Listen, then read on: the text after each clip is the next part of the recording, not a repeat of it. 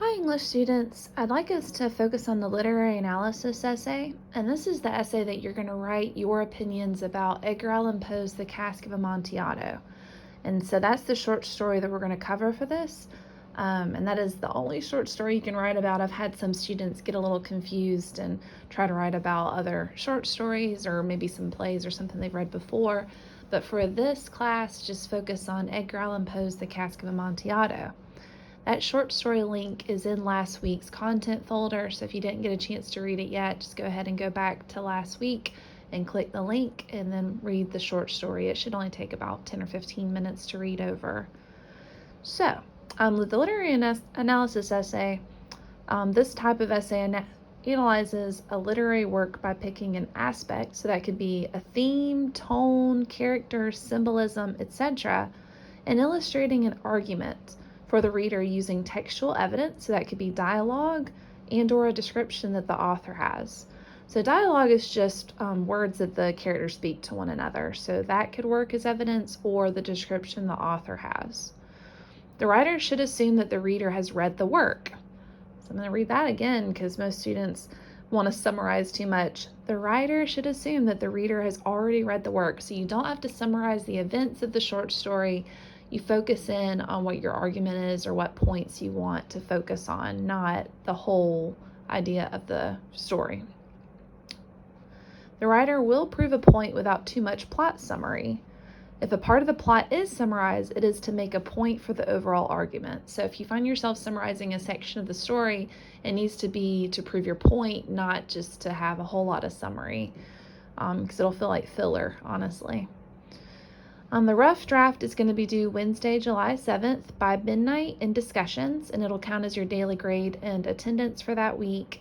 And then also your final draft is going to be due a week later, which is Wednesday, July 14th by midnight in content. And that's also going to be your daily grade and attendance for the week. It's worth 20% of your final grade. Essays should be between 500 to 750 words in length, but if you go over the word count, that's fine. I won't count off for going over. For this paper, you won't have to have a works cited page because I've provided the short story for you already. And so since that's the only source you'll use, you don't need any outside sources for this paper. You do not have to have a works cited page. But just make sure you don't go online and find opinions from other people as far as SparkNotes or Schmoop or some of those websites that give analysis for the story. I want to know your opinions about the short story, not what some online person has to say about it. So just make sure you focus on your opinions, and you won't have to have any works cited. The formatting is 12-point Times New Roman font, double space with MLA heading and style. Page 161 in the Seagull textbook has a really good example of MLA if you need to still look at that formatting. Below are some topics you can choose that are based off Poe's The Cask of Amontillado. So there are several themes within the story. Revenge is a major theme within the story. Literally the very first sentence is "I vowed revenge." So that's the most obvious theme, but there's a couple of others. I won't get into those because of plot spoiling, just in case you're watching this video before you read the story. But if you have questions about themes, just let me know. Tones, the author utilizes a tone is more the feeling you get from something. So for instance, Stephen King's works are always really dark in tone and sinister, and Poe is very similar in that a lot of his tones are dark, evil, sinister, macabre. Like those are some of the tones that he establishes. And if you focused on tones, you could explain how he communicates those tones as far as the setting, the dialogue, the plot, the characters. What is it that delivers the tone to the reader? So there's also foreshadowing. Foreshadowing is hinting on how the story is going to end. And there's a lot of hints in this story on how it concludes.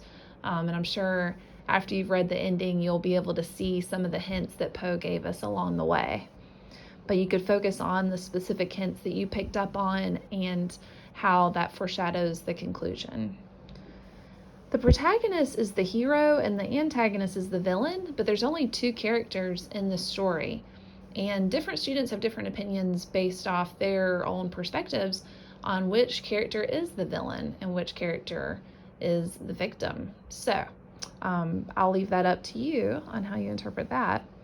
Symbolism is essentially something represents an idea. So, for instance, flowers usually represent love, a skull represents death, and there's a lot of symbols within the short story that really emphasize specific ideas. So, for instance, they're in the catacombs, so they're surrounded by bones, and bones always symbolize death. And so you could get into the specific symbols that you picked up on as you read and what they represent, really. The final draft has that late submission rule as always.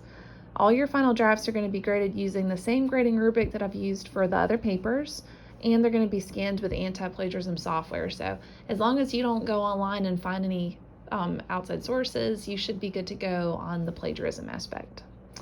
If you have any questions whatsoever, please feel free to email me. I'm here to guide you through this process. And I know the short story, since it was written in the 1800s, some of the language is a little dense. So if you're not sure if you understood the story even, you can email me and ask me questions about it. Feel free to send any of those questions my way. Hope you have a wonderful weekend and have a great day.